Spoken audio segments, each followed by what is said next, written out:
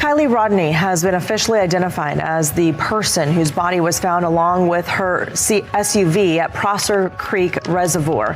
The teen disappeared after a party near the lake more than 2 weeks ago, prompting a massive search.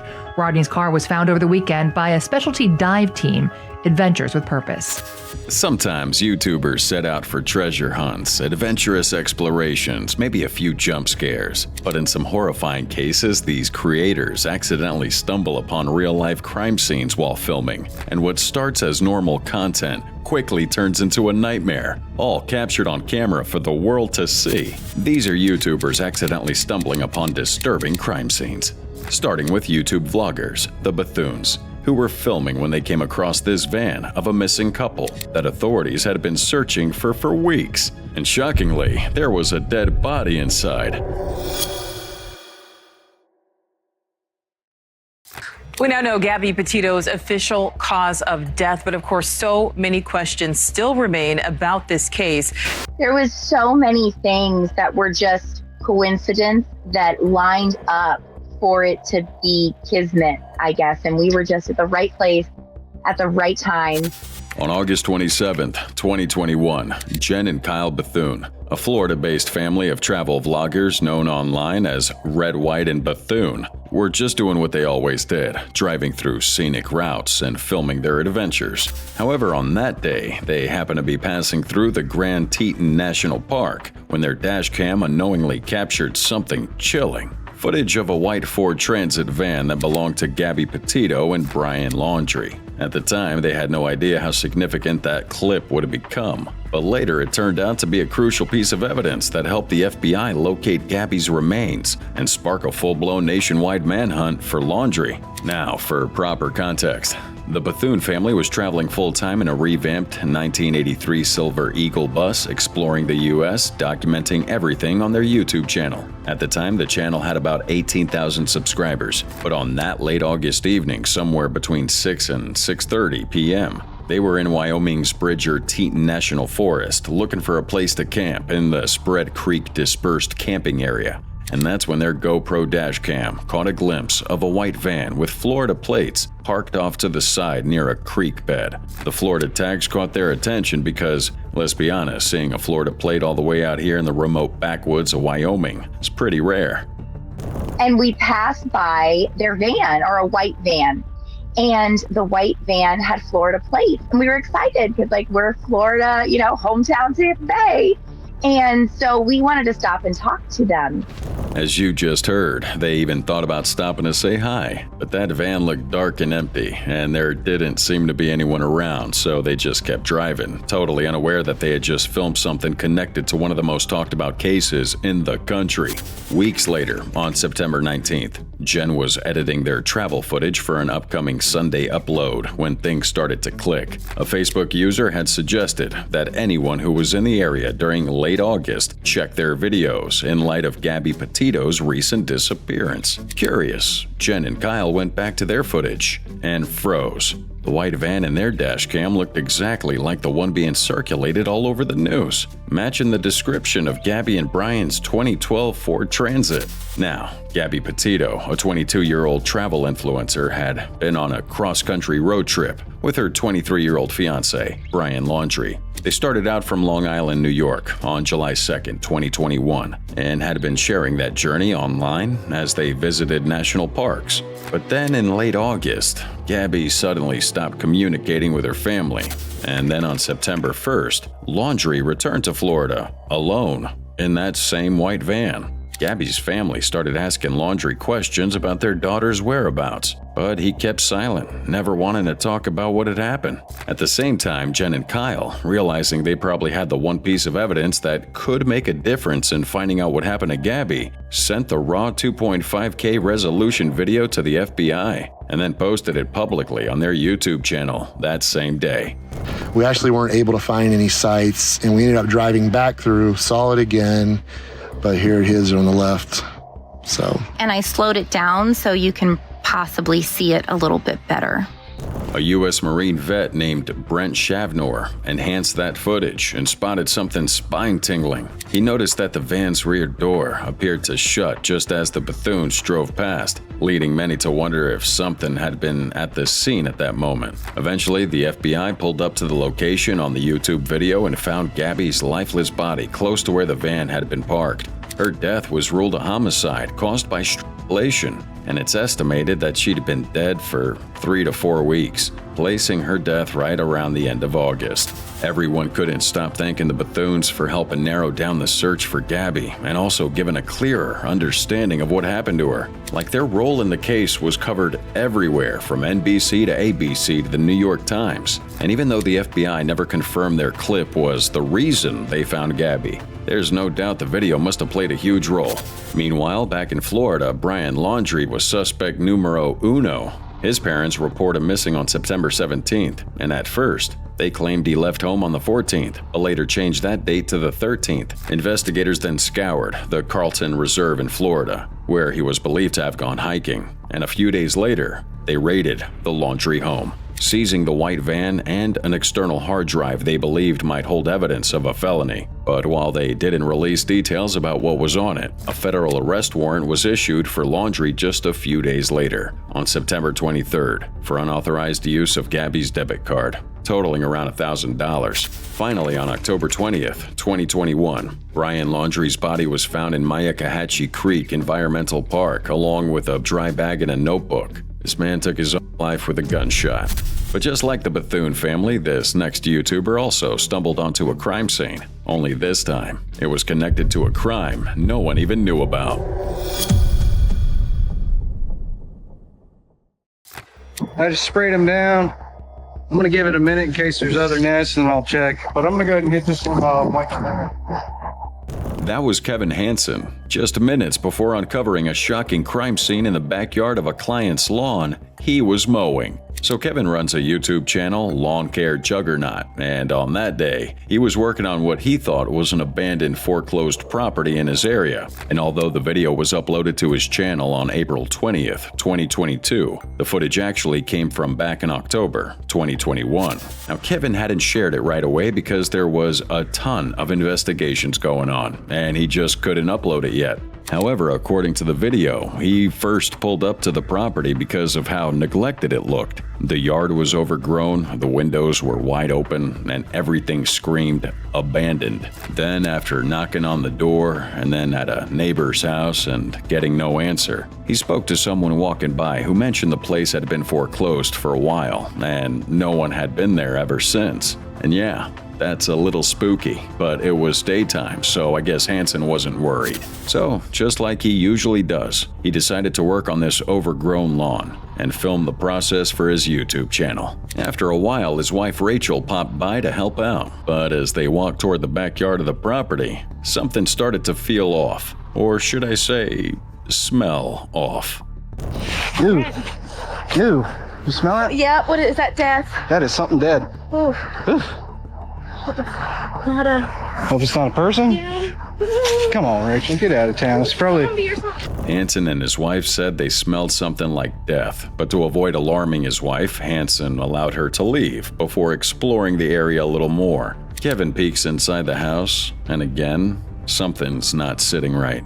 Despite the signs of abandonment, it seems like someone had still been living there. The unease kept growing, but Kevin pushed forward to finish mowing. Still, he knew he had to say something, so he called the cops. I was in the backyard, and I don't know if anybody knows. All the windows are open, so I assume there may have been a body in the house.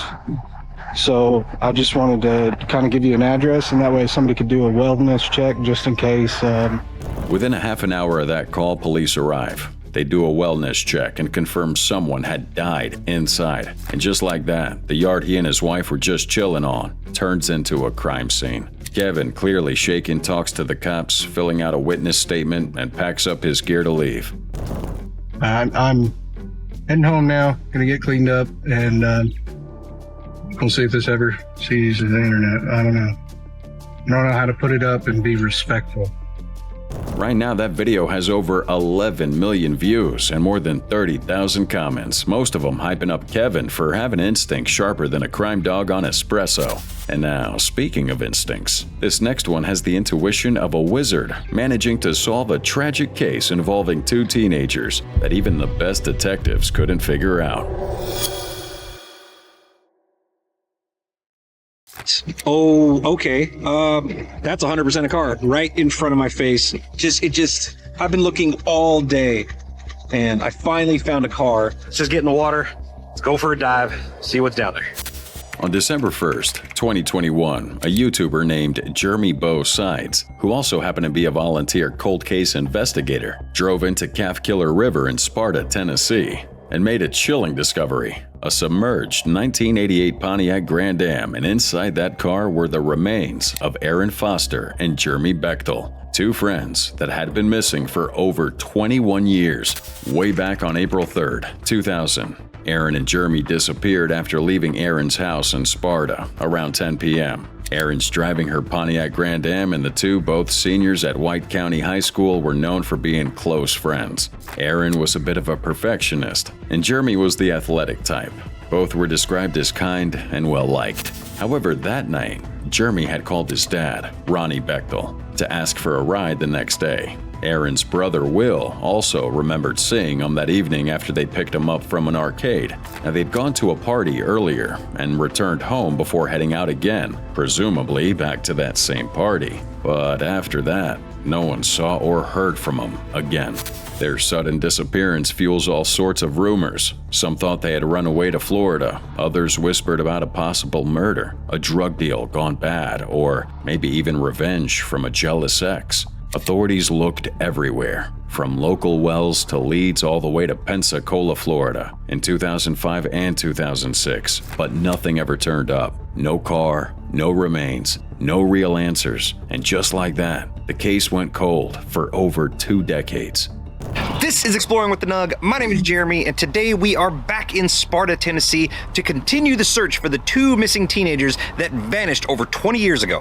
Then came Jeremy Bosides, a scuba diver from Georgia who runs a YouTube channel called Exploring with Nug. Now, he's known for his sonar tech to search underwater for clues in missing persons cases, often offering his time and equipment for free. In 2021, Sides takes an interest in the Foster Bechtel case and began scanning the waters around Sparta. On November 24th, he posted a video titled Cold Case: Searching Lake for two teenagers that vanished 20 years ago. And that video caught the attention of Aaron Foster's family, who reached out to the White County Sheriff, Steve Page.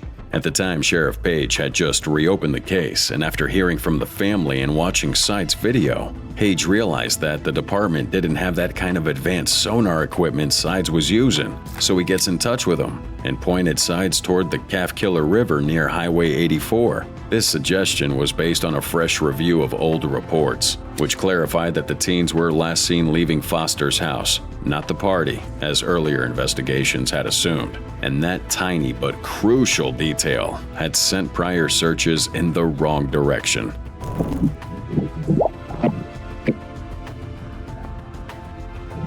They're coming home.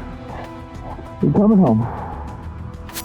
On November 30th, Sides uses his sonar equipment to scan the river and spotted what looked like a car sitting 13 feet below the surface. It was getting late, so he comes back the next day, December 1st, and dives in. After clearing moss and grime, he sees the word Pontiac on the back of the vehicle. He checks the license plate, 473EJR, the same plate registered to Aaron Foster's missing car. Inside, he finds human remains, later confirmed through DNA and dental records to be Aaron and Jeremy. Sides posted a 20-minute video of discovery on December 4th, 2021, and it quickly gained attention from his 171,000 subscribers at that time. Like, it was just remarkable. Sheriff Page, clearly moved, called it the case of a lifetime, giving full credit to Sides for uncovering what professional searches had somehow missed. So when they pulled that car from the river that same day, it was surprisingly well preserved, with the window still up, suggesting it was likely an accident. Investigators now believe that Aaron may have lost control of that while driving along Highway 84. which in 2000 didn't have a guardrail. A lack of barriers combined with the murky water and incorrect assumptions about their last known location meant that the car remained hidden, despite years of fishing and kayaking in that area. And sadly, the long submersion erased most forensic clues, making it hard to determine exactly what happened that night. But just like Jeremy, YouTuber James Hankle was also able to uncover the crime scene of a man gone missing for a decade. But in his case, he solved it from start to finish all by himself, without any leads.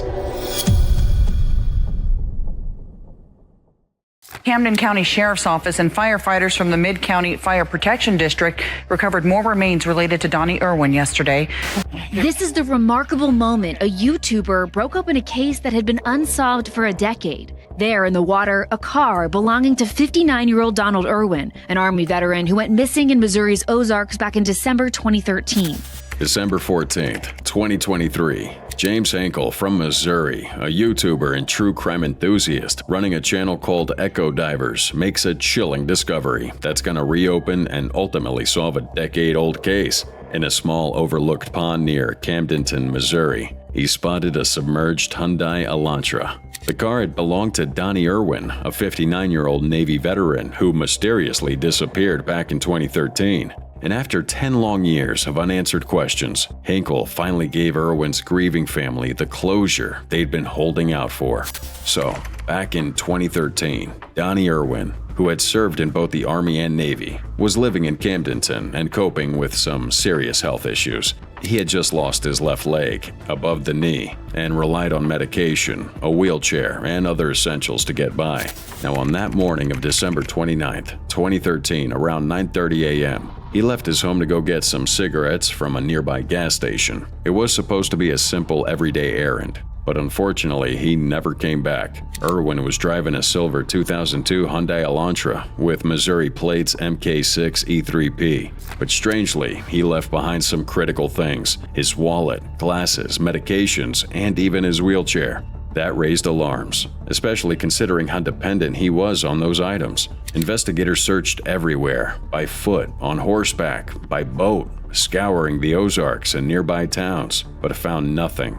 Surveillance from gas stations turned up no leads, and it was like Donnie had vanished into thin air. The case eventually went cold, and his family was left devastated, especially his sister, Yvonne Irwin Bowen. But she never gave up hope, though, and for years, she handed out flyers and kept a Facebook page alive in hopes that someone, somewhere, would find him. And then, after 9 years, James Hankle hears about this case and decides to try solving it himself.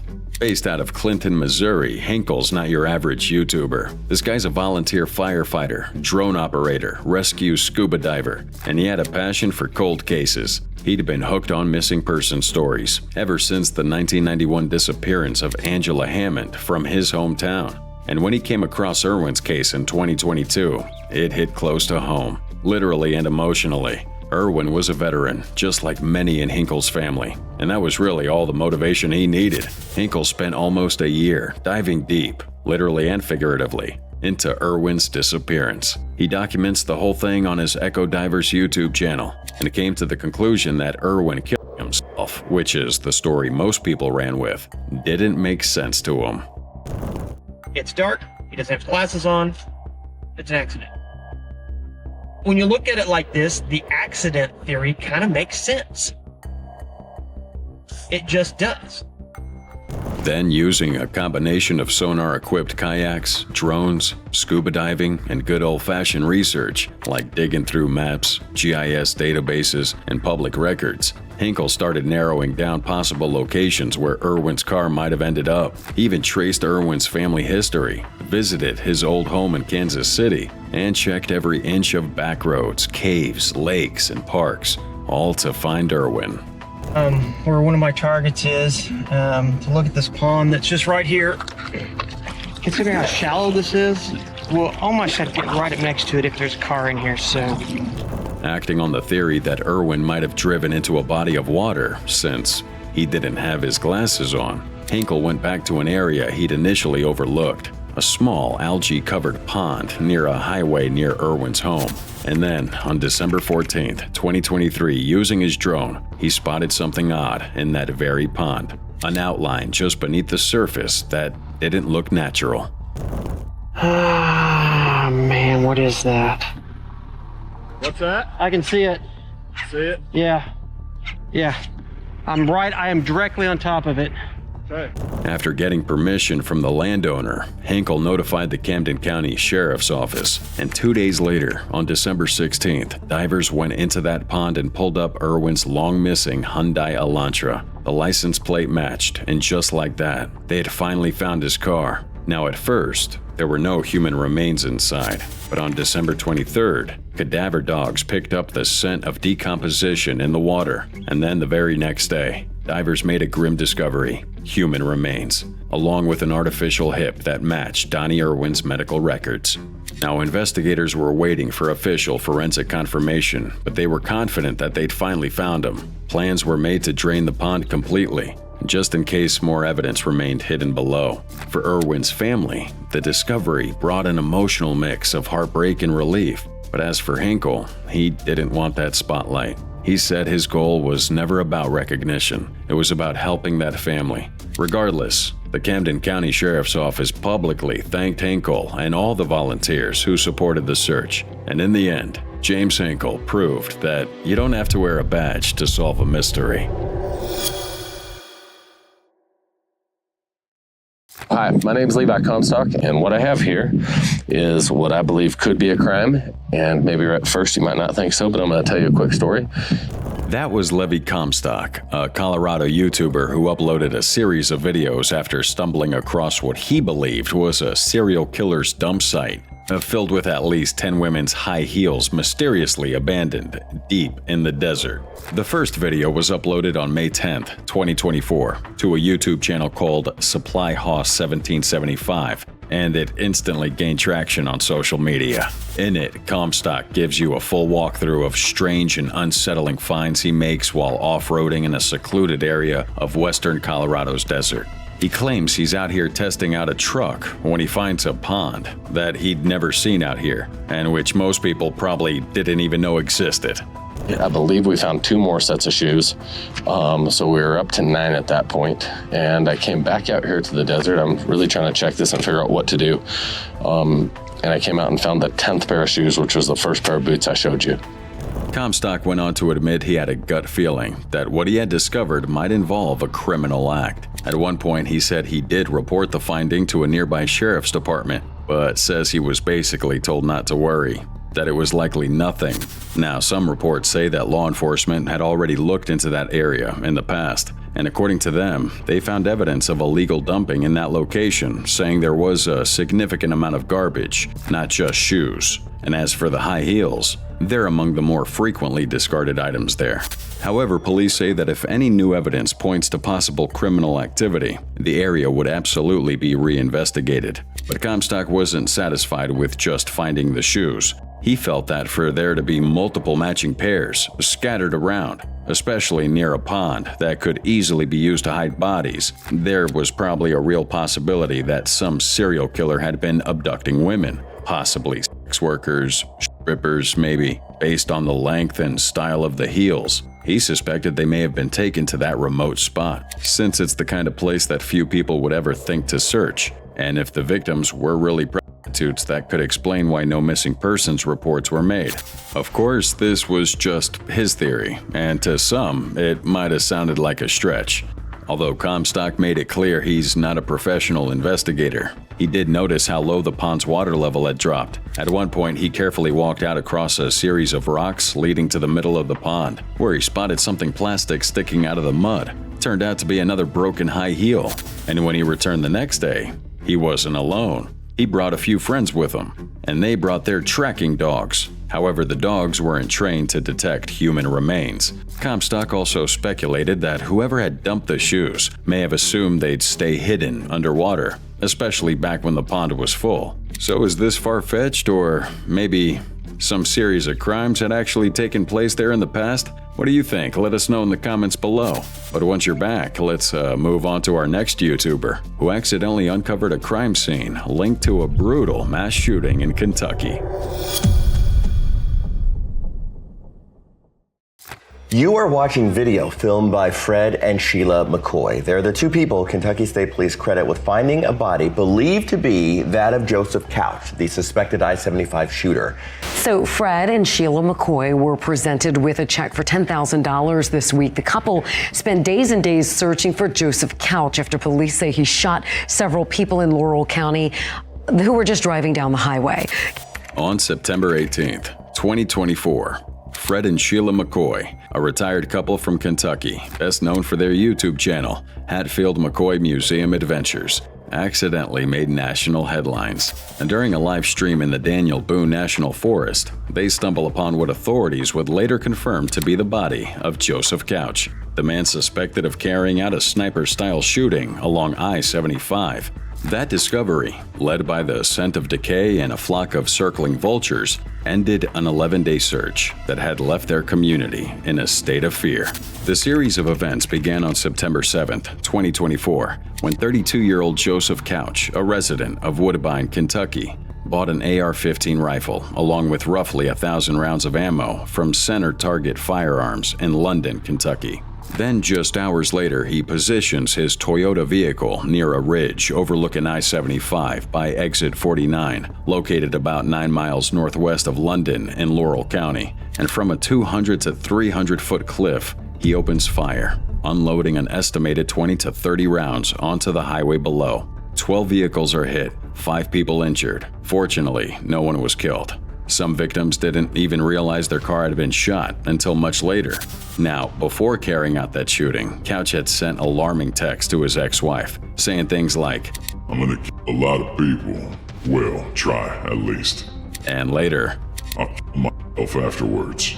After the shooting, law enforcement discovered Couch's abandoned vehicle on U.S. Forest Service Access Road off Exit 49. Inside, they find an empty gun case and a duffel bag labeled with his name. The suspected AR-15 was recovered close by, along with the majority of the ammunition. Now, that attack launched a massive manhunt across 28,000 acres of Daniel Boone National Forest, a treacherous region filled with thick underbrush, caves, and sinkholes.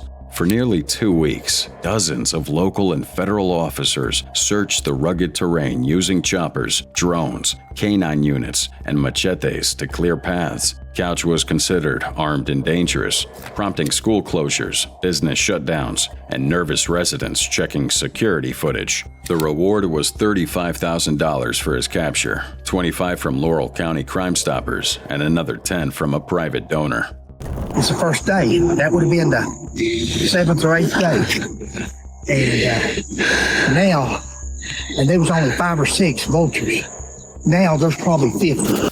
On September 12th, 5 days into the manhunt, Fred and Sheila McCoy decided to get involved. This couple, from Liberty, Kentucky, were moved by the fear rippling through the community and motivated by that reward. 66-year-old Fred brought decades of law enforcement experience to this table, having served as a detective, deputy sheriff, and police chief in Hustonville. 59-year-old Sheila has a background in education as a kindergarten teaching assistant and was also a certified concealed carry instructor. They were both direct descendants of the infamous Hatfield and McCoy families, and their YouTube channel focused on documenting their family's feud history from the 1800s. They even ran a museum, now closed, that held one of the largest private collections of artifacts from that violent era. And despite recovering from recent surgeries, Fred for his knee, Sheila for her back, the couple dusted off their boots and went searching. For 6 straight days, from September 12th to 17th, the McCoys hiked through the forest while filming their search efforts. On the 17th, they live-streamed from a spot near Exit 49, where they walked viewers through the crime scene. Survey markers and ripped red tape were still visible, and Fred commented on the difficulty Couch would have faced aiming at moving vehicles from that steep cliff. But then on September 18th, while pushing through thick brush and climbing over fallen trees, the McCoys noticed vultures overhead and caught the strong smell of something rotten. At first, they thought it was a dead animal carcass, but curiosity takes over, and they followed the smell for about 30 minutes. Along the way, they ran into Kentucky State Troopers and continued searching together. But all of a sudden, this happened. Here he is! You found him? Oh, my Lanta. Ow, sticker bars. Oh, gosh. Look. Fred found Couch's body less than a mile from the shooting site. Forensics later confirmed that the DNA on the body matched Couch's, and as a result, the McCoys were awarded $25,000, $15,000 from Crime Stoppers and $10,000 from this anonymous donor. Why they didn't receive the full $35,000, though, wasn't explained. But either way, Fred expressed relief that the community could finally breathe easy. At the same time, Kylie Rodney's family could finally breathe a sigh of relief after a YouTuber uncovered the truth behind their daughter's disappearance, a mystery that had haunted them for years. The search for a missing California teen has come to a heartbreaking end after a dive team has found the body believed to be that of 7-year-old Kylie Rodney. Despite weeks of searching, the Placer County Sheriff's Office couldn't find her or the car. But on Sunday, a team of cold case specialists searched a nearby reservoir. They found Rodney's car with a body inside.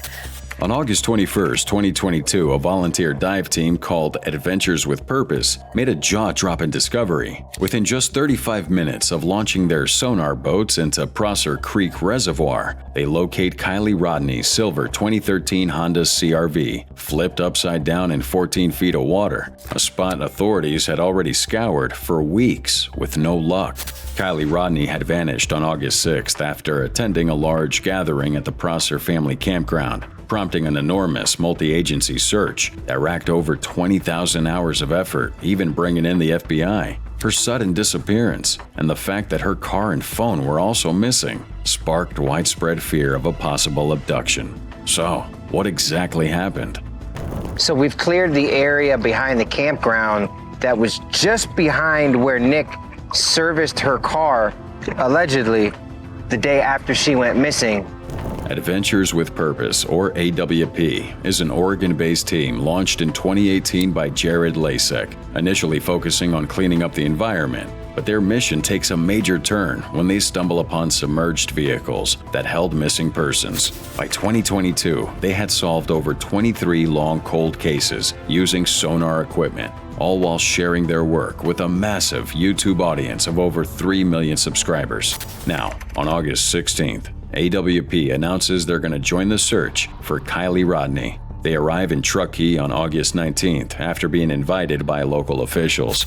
And the very next day, August 20th, they searched Donner Lake and Boca Reservoir, following up on tips and considering both locations' proximity to the campground. But those areas turned up empty, despite law enforcement's assurance that they had thoroughly combed through Prosser Creek Reservoir using sonar. AWP shifted their focus to that very spot the next day. Although the team could not say specifically what brought them out here to Donner Lake, they are concentrating on the boat launch and the area surrounding it. At exactly 10:40 a.m., the team launches 2 small sonar-equipped boats into the water. The vessels are fitted with high-end Garmin sonar systems that include side scan, down imaging, and live scan technology. And just 35 minutes later, at 11:15 a.m., diver Nick Wren picks up something unusual 55 feet from the shoreline. Doug Bishop, a sonar expert and former tow truck operator, confirmed the shape matched that of a car. Wren dove into the water, examined the vehicle, and identified it as the Honda CR-V based on the license plate number 8YUR127. Confirm. I see the vehicle and the license plate. We have just found Kylie's vehicle, over. The car was flipped over, and there were human remains inside, which investigators later confirmed belonged to Kylie. After placing a magnet and a buoy to mark that exact location, AWP contacted Kylie's family before reaching out to law enforcement. Her father, Daniel Rodney, and grandfather, David Rodney, quickly arrived at the scene. Both were in disbelief that something so close to the shoreline had been overlooked by professional search teams. Right there is the red thing? Yes, sir. How in the could they have missed? Is she seatbelted in? No. Is she in the driver's seat? No. She's not. No. She's in the back? She's in the back. Yes.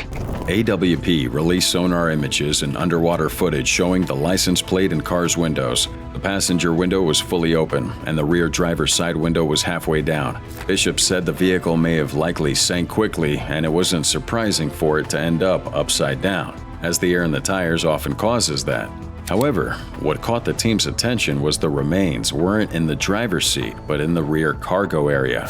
In September 2022, a YouTube video titled "How We Find Kylie Rodney, Murder or Accident," both Bishop and Wren raised concerns about the odd positioning and speculated on whether foul play might have been involved. They also questioned how the car got to that specific spot, noting that whoever drove it there would have had to make a sharp left off the main road and follow a dirt path for about a quarter mile to reach the water.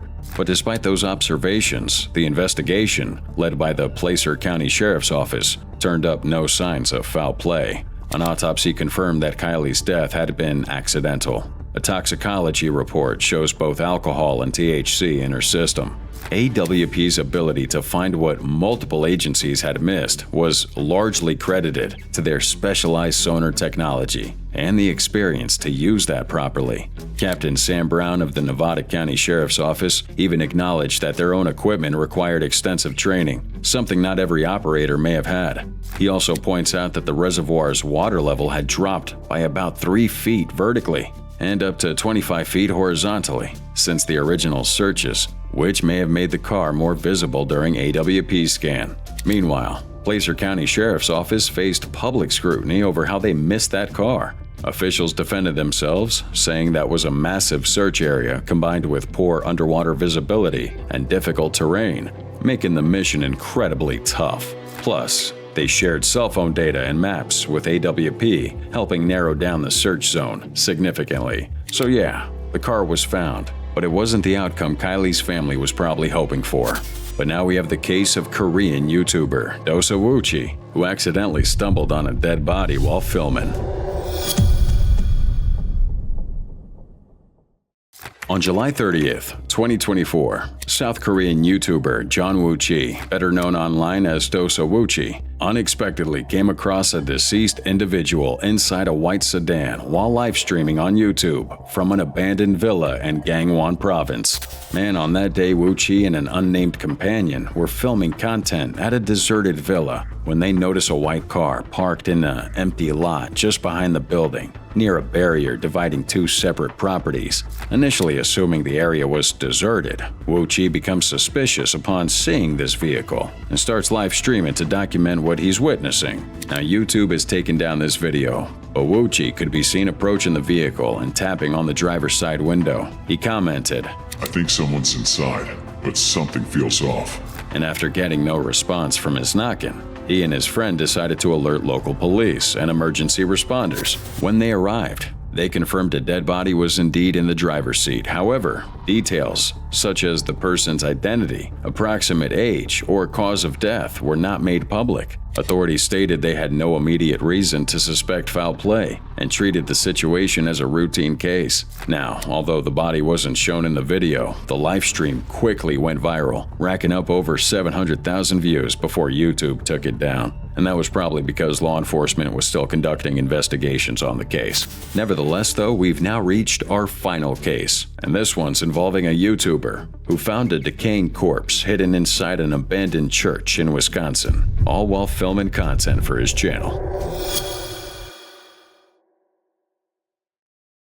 The YouTuber in question is Matthew Nunez, a content creator known for filming urban explorations of neglected structures. Now on this day, August 10th, 2022, Nunez had been shooting footage for his channel when he enters the property, located near MLK Drive and Burley Street in Milwaukee, Wisconsin. The structure had reportedly sat empty for 15 to 20 years, and according to descriptions, the building had once served as a church on the ground floor, with bedrooms situated upstairs. The only way inside this thing is climbing onto the roof using a ladder, which Nunez did. and at about 6:45 p.m., while inspecting a room on the second floor that resembled a bedroom, he stumbled upon human remains. The deceased, believed to be a black man, was partially mummified. The head, feet, and one hand had deteriorated to the point of skeletal exposure, suggesting the body had been there for a very long time. The individual was dressed in winter gear, a heavy coat with orange lining, a white t-shirt with a Pfizer logo, and the phrase, "Screen for Health," black athletic pants, and a black glove on the right hand. The body also bore a red hospital-style allergy wristband, and 5 rings were found on the fingers, among them a yellow one set with a dark blue stone. Yet, there were no ID cards, wallets, or personal belongings in the man's pockets. After realizing what he'd found, Nunez immediately alerted authorities. Cops from Milwaukee PD responded, and firefighters were also brought in to assess the dangerous structure here. And eventually, the bodies turned over to the Milwaukee County Medical Examiner's Office. Amy Michalak, the office's lead forensic investigator, reported no visible injuries or evidence of drug use. The official cause of death remained a mystery as the investigation continued. Local resident Delarice Williams, who had lived near the building for years, confirmed that the property had been left untouched for over a decade. She expressed sadness at the thought that the man may have been missing from his family for an unknown stretch of time, never reported and never found until now. And even after that discovery made headlines, with coverage from multiple news networks, no one came forward to identify this person. Also, Nunez didn't upload footage of this particular exploration, mostly out of respect, given the sensitive and tragic nature of the case. So right now, this investigation is still open. But this case, like all the others, just shows how wildly unpredictable things can get, right? And honestly, most people probably wouldn't even believe these stories if they hadn't been caught on camera.